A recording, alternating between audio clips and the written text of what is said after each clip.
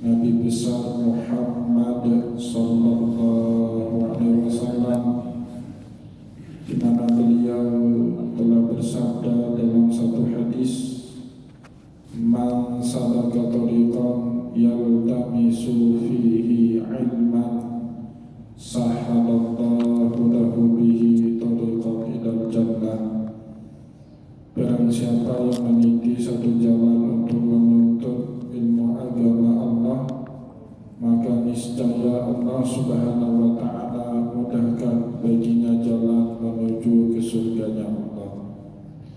Bapak Ibu kaum muslimin dan muslimat, jamaah pengajian yang dimuliakan oleh Allah, mari pada kesempatan malam yang mulia ini, sambil kembali kita niat iktikaf di rumah Allah, mari sama-sama kita kembali melanjutkan pengajian tasawuf kita dengan kitab Ihya Ulumuddin karya Hujjatul Islam Imam Abu Hamid Muhammad bin Ahmad Al-Ghazali At-Tusi Asy-Syafi'i rahimahullahu ta'ala anhu.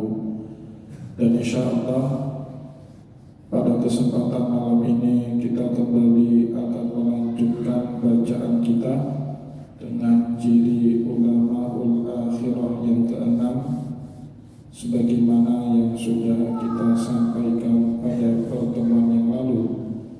Dari ciri ulamaul akhirah, ayyakuna hazinan munkasiran muqtaditan samitan. Mereka banyak bersedih, merenungi dosa-dosa diri, sehingga membuat mereka lebih banyak diam daripada harus banyak berbicara. Bapak Ibu kaum muslimin dan muslimat, jamaah pengajian yang dimuliakan oleh Allah, pada kesempatan kali ini kita kembali akan melanjutkan bacaan kita, di mana Imam Al-Ghazali menyampaikan kepada kita beberapa penjelasan dari ciri ulamaul akhirah yang keenam dari berbagai macam riwayat, baik yang datang dari Al-Quran, hadis maupun asar para sahabat Rasulullah sallallahu alaihi wasallam. Dan selanjutnya pada kesempatan malam ini kita akan membaca satu khabar dari riwayat Nabi, di mana Rasulullah SAW memberitahu kepada kita di dalam riwayat tersebut, "Inna min khiyari ummati qauman yadhakuna jahran min sa'ati rahmatillah." Termasuk dari umat pilihan dari kalangan umatku, sebuah kaum yang bisa tertawa keras atau tertawa bahagia karena mengingat betapa luasnya rahmat Allah Subhanahu wa ta'ala kepada mereka. Jadi tertawanya kita semata-mata karena mengingat betapa luasnya rahmat kita, atau betapa luasnya rahmat Allah kepada kita. Jadi bukan berarti kita hanya bisa nangis atau mengingat azab, tidak bisa tertawa ataupun tersenyum bahagia. Justru di dalam sabdanya tadi Rasulullah SAW mengatakan, "Inna min khiyari ummati qauman." Jadi termasuk umat pilihan dari kalangan umatku, sebuah kaum yang yadhakuna jahran, bisa tertawa bahagia, tertawa lepas, min sa'ati rahmatillah, karena mengingat betapa luasnya rahmat Allah kepada mereka.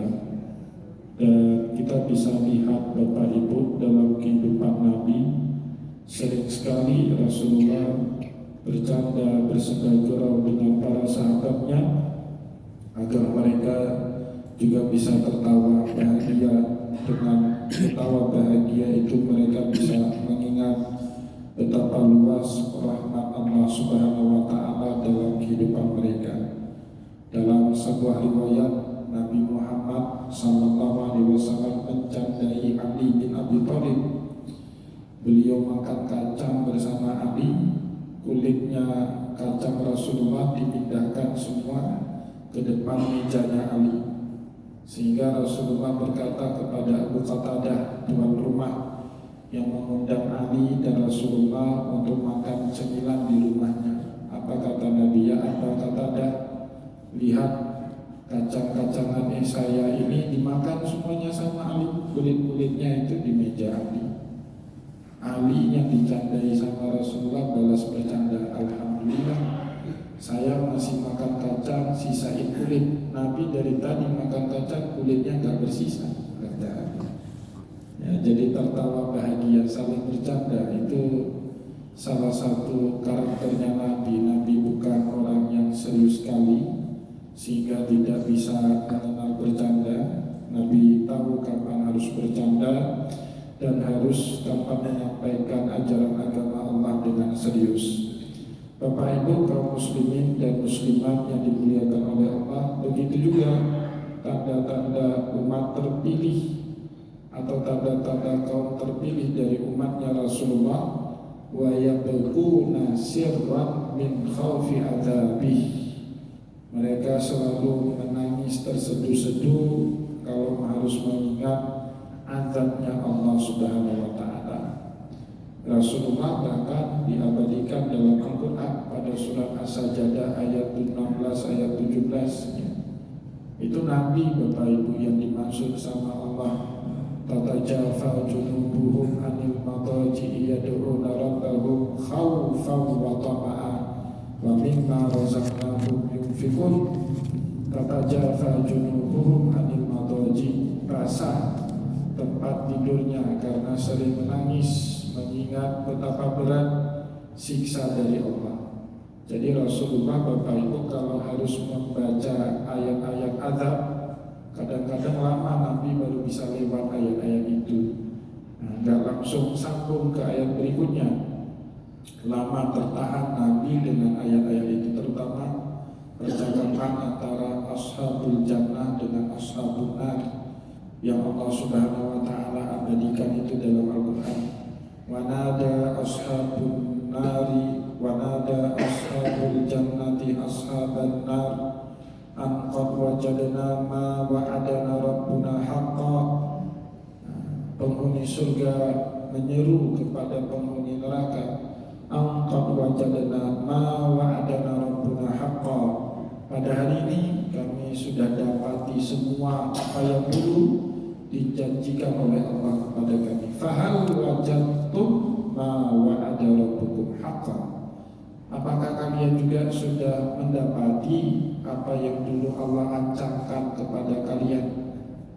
Itu nanti Bapak Ibu kalau kita baca tafsir lama tertegun, lama tertahan, dan bisa sambung ke ayat berikutnya sambil beliau terseduh-seduh, yang nangis terseduh-seduh.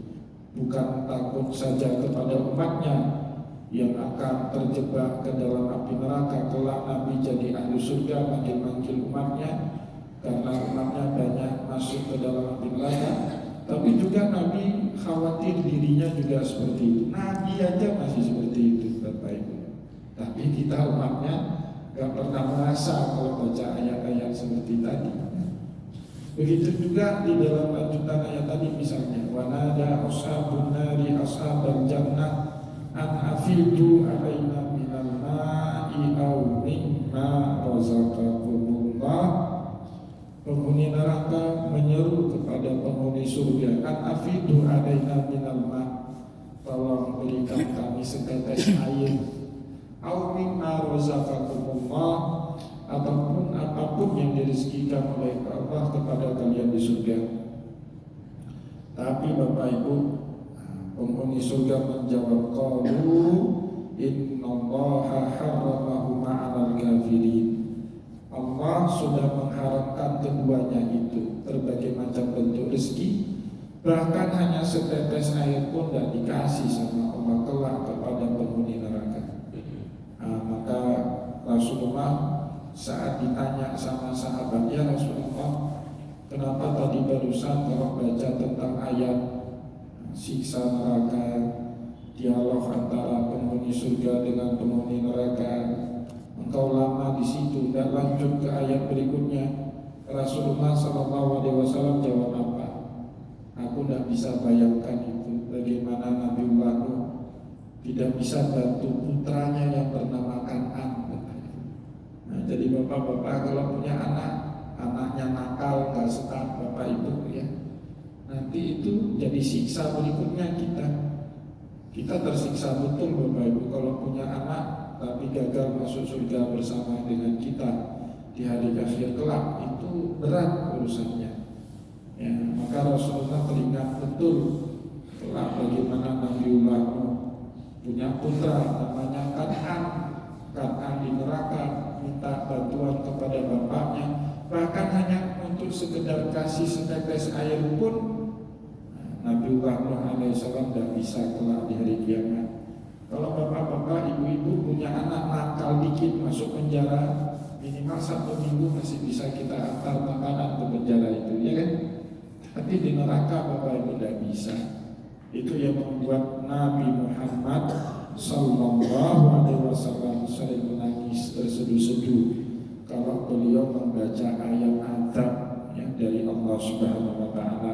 Wa yabghuna sirran min khaufi azabih. Dan termasuk kaum dari umat yang terpilih dari Rasulullah Sallallahu Alaihi Wasallam, mereka nangis terseduh-seduh kalau membaca ayat atau takut dari azab Allah Subhanahu Wa Taala. Bapak Ibu kaum muslimin dan muslimat jamaah pengajian yang dimuliakan oleh Allah, abdaluhum fil ardi wa qulubuhum fis sama. Meskipun hidupnya di bumi, tapi hati mereka selalu terpaut dengan langit. Ini persis seperti yang nanti dikatakan juga sama Imam Al-Ghazali. Ciri-ciri orang soleh itu bukan 24 jamnya di masjid. Justru terkadang itu tidak baik dalam keadaan tertentu. Seorang pejabat bapak ibu dosa besar kalau dia ngabisi waktu 24 jamnya di masjid. Lebih baik dia di kantor buat kebijakan yang bisa menghadirkan banyak manfaat kepada umat daripada 24 jam di masjid. Dosa besar dia itu ibadah sholat, karena sholat itu manfaatnya buat diri dia sendiri ya. Tapi kalau dia buat kebijakan bisa bermanfaat kepada orang banyak, itu jauh lebih baik. Dan itulah makna dari sabda Nabi, adlus sa'ah khairun min ibadati sittina aman. Bagi seorang pejabat buat adil dalam satu kebijakan jauh lebih baik daripada dia beribadah 60 tahun. Tapi kita yang gak ada jabatan bapak ibu, baik juga kita habisi waktu di masjid. Meskipun kalau kita di masjid pikirannya di luar masjid gak ada baiknya. Nah, maka kata Imam Al-Ghazali apa? Aku lebih senang menggunakan 2 sendalku untuk berjalan dan pikiranku mengingat Allah daripada aku duduk di masjid tapi pikiranku pada sendal yang ada di luar masjid. Kita kan itu bapak ibu duduk 24 jam di masjid tapi pikirannya sendal saya masih ada apa enggak? Tidak ada pun ingat Allah. Jadi lebih baik kita gunakan itu sendal untuk berjalan. Sambil kita berjalan, pikiran hati kita selalu ingat Allah. Itu jauh lebih baik. Dan itu kata Imam Al-Ghazali, makna dari firman Allah, ciri-ciri ulul albab yang disampaikan sama Allah dalam surat Al-Maidah, alladzina yadhkurunallaha qiyaman wa qu'udan wa 'ala junubihim. Ulul albab itu selalu mengingat Allah qiyaman sambil berdiri, wa qu'udan sambil duduk, wa 'ala junubihim bahkan sambil berbaring pun. Tidak harus di masjid. Bapak Ibu kaum muslimin dan muslimat jamaah pengajian yang dimuliakan oleh Allah, maka di dalam khabar atau hadis tadi Nabi Muhammad sallallahu alaihi wasallam mencirikan yang pertama, inna min khiyari ummati, umat pilihan ya, kaum pilihan dari umatku itu ciri yang pertamanya yadhakuna jahran min sa'ati rahmatillah. Mereka kalau tertawa itu semata-mata ingat betapa luasnya rahmat Allah dalam kehidupan mereka, ya. Wa yabquna sirran min khaufi adzabi. Ciri yang kedua, mereka menangis terseduh-seduh kalau mengingat betapa seratnya azab dari Allah. Ciri yang ketiga, abdanuhum fil ardi wa qulubuhum fis sama. Meskipun hidupnya di bumi berdinamika, berdialektika dengan berbagai macam peristiwa di bumi, kadang ada untung, kadang ada rugi, kadang nangis, kadang tertawa, ya, kadang dapat banyak rezeki, kadang rezekinya kurang, kadang dapat nikmat, kadang dapat musibah. Wa qulubuhum fis sama, itu tidak bisa melunturkan kemelekatan hatinya dengan yang di langit. Nah, itu ciri yang ketiga, arwahuhum fid dunya wa uquluhum fil akhirah. Rohnya mereka memang hidup di dunia, tapi wa uquluhum fil akhirah, akal mereka itu jauh memandang kepada akhirat. Itulah makna dari firman Allah, walal akhiratul khairu wa abqa, walal akhiratu khairun laka minal ula. Kata Allah berulang kali dalam Al-Quran, akhirat itu jauh lebih baik dan lebih berkekalan daripada nikmat yang ada di dunia. Sebetapa besar pun nikmat yang kita inginkan di dunia, Bapak Ibu, dia sifatnya sementara, nikmat di dunia itu. Setelah itu biasa lagi. Dulu bapak-bapak ini kejar ibu-ibu yang di belakang. Setelah jadi istri, paling romantisnya 5-10 tahun. Setelah itu biasa lagi, ya kan? Nah, itu nikmat dunia. Bapak ibu suka makan sate, dikasih sate seminggu, bosan juga kita makan sate. Tidak ada yang berkekalan nikmat di dunia ini, Bapak Ibu. Kita punya duit banyak, 100 juta. Kemudian pingin 1 miliar, ada juga duit 1 miliar. Kemudian pingin 100 miliar, punya juga. Lama-kelamaan bosan juga, ya. Itulah sifat daripada nikmat di dunia, membosankan. Tapi nikmat di akhirat, Bapak Ibu, tidak mengenal yang namanya kata bosan dan jenuh. Dan itu yang disebut atau yang dimaksud sama Allah, walal akhiratu khairun wa abqa. Nikmat yang di akhirat jauh lebih baik dan berkekalan dibandingkan nikmat yang Allah beri kepada kita dalam kehidupan dunia. Meskipun demikian, hidup di dunia ini suatu keniscayaan, Bapak Ibu. Dia garis linear, bukan suatu yang bertentangan. Dalam syariat sering diposisikan akhirat dengan dunia itu 2 jalur yang berbeda, satu di timur, satu di barat. Tapi para ulama tasawuf mencoba memahaminya dalam satu garis lurus. Bapak Ibu mau ke Medan, itu wajib lewat Losmawe Aceh Tamiang. Tapi jangan jadikan Losmawe Tamiang itu sebagai tujuan, karena kalau itu tujuan, gak pernah sampai ke Medan. Kalau targetnya ke Medan, insya Allah yang namanya Losmawe dan Tamiang itu lewat, Bapak Ibu. Itu makna dari nasihat Rasulullah kepada Abdullah bin Umar, kun fid dunya ka'annaka gharibun aw 'abirun sabil. Kita kalau hidup di dunia ini seperti orang numpang lewat di Losmawe, Bapak Ibu. Cuman istirahat sebentar, ngopi, makan minum, sholat. Setelah itu kalau sudah segar, hidupkan lagi kendaraan, perjalanan masih jauh ke Medan. Nah, jadi tempat lewat dunia seperti itu, mau nggak mau kita harus lewat di dunia. Maka kebahagiaan di dunia menjadi keniscayaan supaya kita juga bisa bahagia di akhirat. Kalau di dunia nggak bahagia, susah bisa kemudian bahagia di akhirat. Bapak Ibu bawaannya selalu ada masalah, sholat khusyuk kan? Enggak.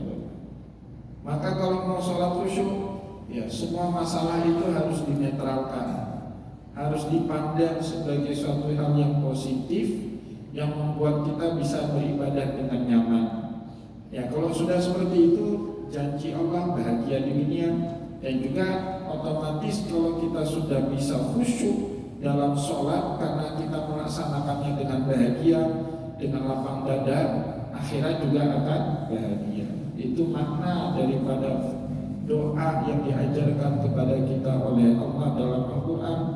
Rabbana atina fid dunya hasanah wa fil akhirati hasanah wa qina adzabannar. Bapak Ibu puasa lakukannya berat hati.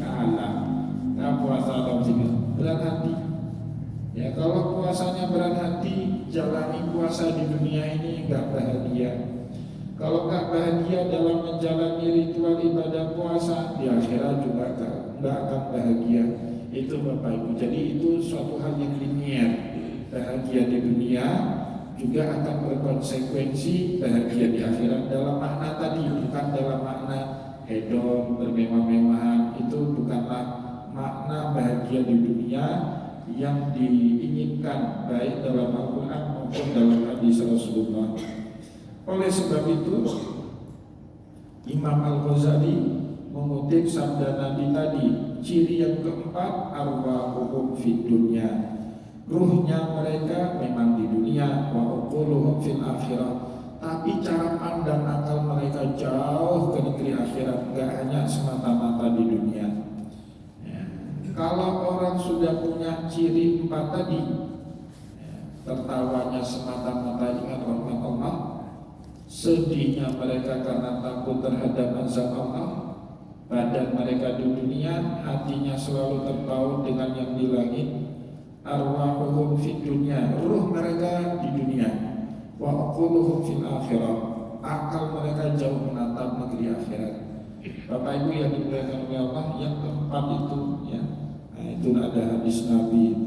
Di dalam hadis yang lain, kenapa orang soleh itu dia gak mau mendekat dengan orang yang gak soleh. Bapak Ibu, kita kalau berada di lingkungan gak soleh merasa gak enak, gak nyaman. Karena kata Nabi itu ar-ruh junudun mujannadah, ruh itu seperti tentara Bapak Ibu, seperti bala tentara. Kopassus itu nggak akan duduk sama brimob, ya kan, beda satuan, ya. Beda doktrinnya Bapak Ibu. Kopassus itu duduk sama-sama Kopassus. Bahkan Kopassus pun gak akan duduk sama orang Kostrad Bapak Ibu, ya, dianggap gak sama lah, gak sefrekuensi. Nah itu tentara seperti itu.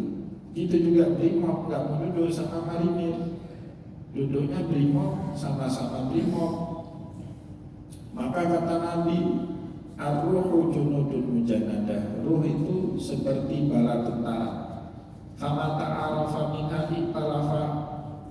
Kalau dia sefrekuensi Bapak Ibu, dia mudah ketemu, mudah duduk, mudah akrab, mudah tertawa, mudah berteman, bersahabat, gampang percaya. Kalau sefrekuensi, kadang-kadang kan ada orang Bapak Ibu berkali-kali kita ketemu nggak kena juga, tapi ada orang sekali ketemu kena langsung di hati. Nah itu kata Rasulullah, ar-ruhu junudun mujannadah. Ruh itu ibarat para bala tentara. Kalau dia sefrekuensi, dia cepat ketemu, cepat akrab, cepat akur. Fama ta'arafa minha italafa. Nah, kalau dia sudah kena di hati, wah dia jadi begitu akrab.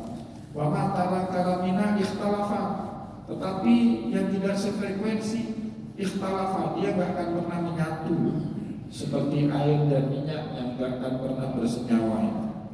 Nah, jadi Bapak Ibu, kenapa nanti kalau kita benar-benar dilindungi sama Allah, pasti Bapak Ibu dari perkara-perkara yang gak baik itu Allah hindari kita. Ada orang jahat berniat jahat, itu seperti ada firasat sendiri untuk menjauh, ya, sehingga kita jauh. Ada beberapa pengalaman Bapak Ibu, teman kena mau dimarahi, ada debt collector datang ke kantor. Supaya saya nggak ikut terlibat, tiba-tiba ada orang manggil, Ustaz itu ada perlu di atas, saya turun. Itu ada orang, Ustaz, alhamdulillah nggak ada Ustaz, ini ada malah debt collector tadi. Alhamdulillah kok kan, ya saya harus nanggung biaya, minimal bayar dikit lah uang debt collector itu. Jadi kadang-kadang kita diselamatkan Bapak Ibu sama Allah Subhanahu Wa Taala dari circle-circle yang nggak benar itu.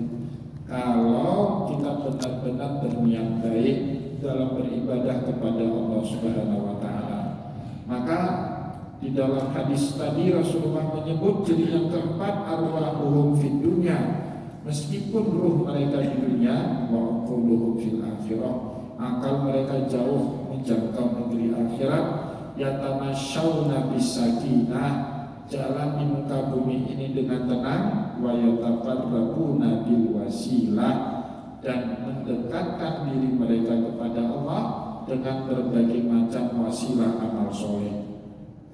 Ya, maka Imam Zabidi bilang di dalam kitab Ithafus Sadatul Muttaqin, orang yang paling tidak butuh pengawalan itu ulama, Bapak Ibu, nggak butuh pengawalan. Orang yang paling banyak musuh pejabat, paling banyak musuh. Maka pejabat itu harus dikawal, harus ada ajudan, harus ada staf. Tapi ulama itu nggak ada musuh. Siapapun bisa berteman dengan ulama, nggak perlu ada staf, nggak perlu ada ajudan. Ya, semua jadi temannya dia. Maka agak heran kalau ada ulama yang punya musuh. Itu kita heran Bapak Ibu. Seharusnya ulama itu nggak ada musuh. Seharusnya ulama itu bahkan bisa berteman dengan orang jahat sekalipun, seperti Nabi. Ya, jadi agak lucu kalau ada ulama itu punya musuh.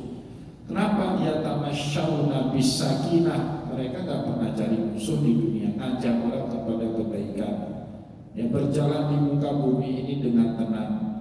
Wa yataqarrabuna bil wasilah, dan selalu bertakarrub kepada Allah dengan berbagai macam wasilah.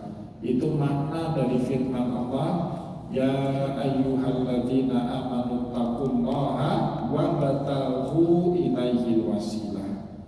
Hai orang-orang yang beriman, bertakwalah kalian semua kepada Allah, wa bataghu ilaihil wasilah, carilah wasilah yang mengantarkan kita makin dekat kepada Allah. Sholat wasilah, puasa wasilah, berbakti kepada orang tua wasilah, zakat sedekah wasilah, menghidupkan memakmurkan masjid wasilah. Nah, jadi Bapak Ibu kaum muslimin dan muslimat yang dimuliakan oleh Allah, itu ciri yang disebut oleh Nabi di dalam hadis tadi. Wa qala al-Hasan al-Basri, begitu juga kata Imam Tabi'in, Imam Hasan al-Basri, al-hilmu wazirul ilmi, kebijaksanaan itu pembantunya ilmu. Nah, berarti Bapak Ibu tanda orang berilmu itu bijaksana, halim. Allah puji Nabi Ibrahim dalam Al-Quran, walaupun Allah minta Ibrahim jangan ngurus itu.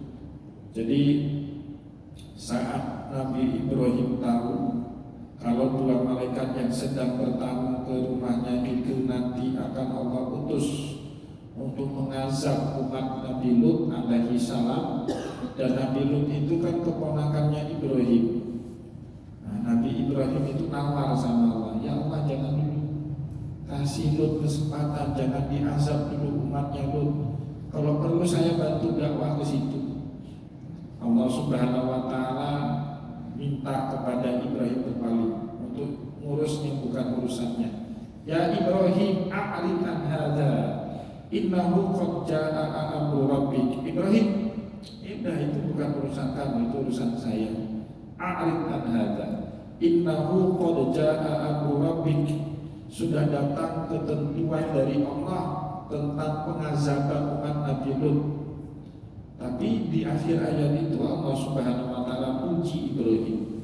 Ibrahim seperti itu, bukan sok-sok campur Bapak Ibu, bukan ingin mencampur urusan Allah, enggak.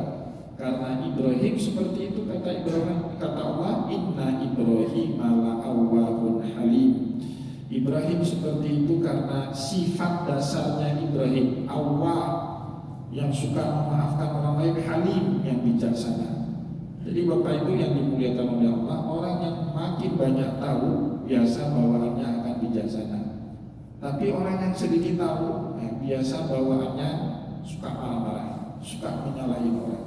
Dan itulah yang menyebabkan Imam Hasan al-Basri bilang, al-hilmu wazirul ilmi. Ciri yang pertama orang alim itu halim, bijaksana. Dan bijaksana itu adalah pembantu yang paling utama terhadap ilmu.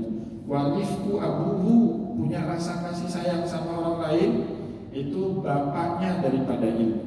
Kalau menterinya itu kebijaksanaan, bapaknya itu kasih sayang sama orang lain. Dan watawadu'u sirbaluhu, perhiasannya orang yang berilmu apa? Tawadu', rendah hati. Imam Az-Zabidi dalam kitab Ithafus Sadatul Muttaqin menjelaskan kebalikannya. Kalau ada orang alim ilmunya setinggi langit, tapi tidak ada 3 perkara tadi, Bapak Ibu, 3 perkara sebaliknya, maka lebih baik jangan pernah menimba ilmu dari mereka. Siapa mereka? Seorang alim ilmunya banyak tapi nggak bijaksana. Nah, itu baiknya kita menghindar belajar ilmu dari mereka. Yang kedua, alim tinggi ilmunya tapi tidak simpati, tidak peduli kepada kesusahan orang lain. Nah, tidak ada rasa sosial sama kesusahan orang lain. Orang lain menderita, dia gak open. Orang lain kesusahan banjir, dia tak peduli. Tetangga di samping rumah kanan kirinya lapar, dia pun tidak pernah memberi makan. Itu lebih baik dihindari. Nimba ilmu dengan orang alim seperti itu yang kedua. Yang ketiga, orang alim yang tinggi hati atau sombong. Ya, alim dia Bapak Ibu, tapi sombong, angkuh. Ya, yang benar dirinya sendiri, semua orang lain salah. Ya, kata Imam Az-Zabidi dalam kitab Ithaful Sadatul Muttaqin, meskipun orang alim itu ilmunya banyak, tinggi, tapi karena kesombongannya, tapi karena ketidakpeduliannya kepada sesama, tapi karena ketidakbijaksanaannya, maka lebih baik kita mikir ulang untuk menimba ilmu dari mereka. Bapak Ibu kaum muslimin dan muslimat yang dimuliakan oleh Allah, begitu juga kata sahabat Nabi Bishr ibn Haris. Wa qala Bishr ibn Haris, man talaba ri'asata bil ilmi, barang siapa yang mencari jabatan dengan ilmunya, fataqarrab ilallahi ta'ala bibudi, maka dia mendekat kepada Allah Subhanahu wa ta'ala dengan amarahnya Allah. Benar dia dekat, tapi Allah marah sama dia.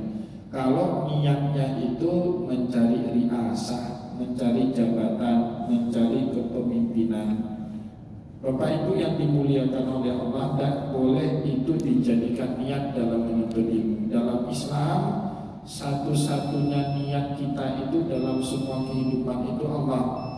Bahwa setelah itu kita dapat duit dengan ilmu, itu konsekuensi logis orang berilmu, Bapak Ibu.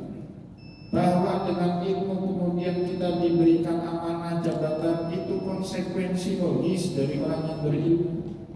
Bahwa setelah itu kita dipercayai orang banyak, itu konsekuensi logis dari orang berilmu. Orang berilmu ini kan dicari sama orang banyak. Itu tapi tidak boleh jadikan niat. Sama lah Bapak Ibu, kata para ulama, salah satu fadilah sholat duha apa? Buat kita mudah rezeki. Tapi Bapak Ibu tidak boleh sholat duha niatnya itu. Itu tidak ada beda dengan kesugihan.